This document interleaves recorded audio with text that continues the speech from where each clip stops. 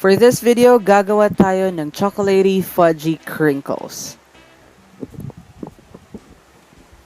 So to start, gagawa tayo ng powdered sugar since wala akong available na powdered sugar. So I'm just using my white sugar, half a cup. Ginamitan ko lang ng NutriBullet para maging powder siya. So ganito lang kasimpleng gumawa ng homemade powdered sugar. Rather than buying it sa store na medyo mahal, just make your own. So today gagawa tayo ng chocolate crinkles. So ito ang mga simpleng ingredients ng ating chocolate crinkles. So first, we have 2 cups of all-purpose flour. Then we also have 3 tablespoons of baking powder, 1/2 teaspoon, 1 cup of cocoa powder. Meron din tayong 1 cup ng white sugar, refined sugar, 1/3 cup ng brown sugar.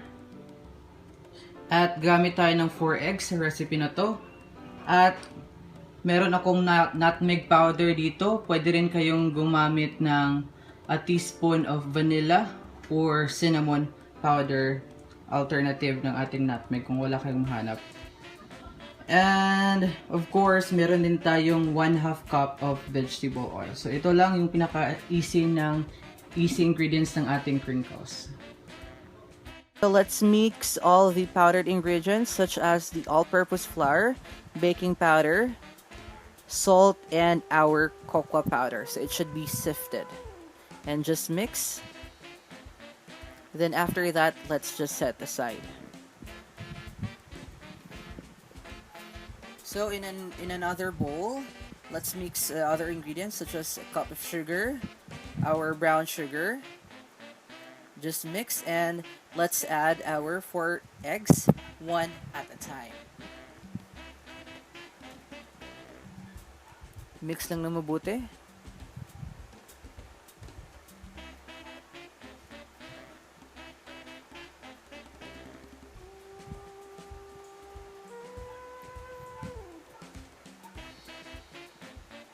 Then let's add our nutmeg powder. Again, you can just simply use vanilla or cinnamon, whatever available in your kitchen.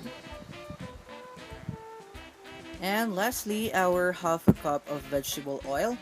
You can use coconut oil or canola oil. Then let's mix our powdered mixture into our wet mixture. So let's mix it into 2 batches. So first batch, i-mix nyo lang ng mabuti, and following the other batch of the powdered mixture, mix lang mabuti until well blended and ma-achieve yung ganitong texture. And let's just seat this. Let's just rest this for about 30 minutes to an hour. So ready na. Kuha lang kayo ng 1 tablespoon as your scoop. So scoop lang nyo, i-form nyo ng circle, then ilagay sa powdered sugar, i-coat nyo lang ng powdered sugar, then ilagay sa inyong baking pan, and that's ready for baking. So let's bake it for about 160 degrees Celsius, 15 minutes. So actually, if you really want to achieve as like a cookie texture, you can bake it for about 15 minutes. But if you just really want like a fudgy, soft texture, then I encourage just about 11 to 12 minutes. That would be enough. And so kung gusto nyo pang i-coat ng powdered sugar, pwede rin. But others, ganito lang yung itsura para makita talaga yung emphasis ng cracks, since that is the trademark of the crinkles. Okay, and there you have it. Thank you for watching. Again, don't forget to subscribe and hit the notification bell for more new videos. Thank you for watching. Mars Casina. Bye-bye.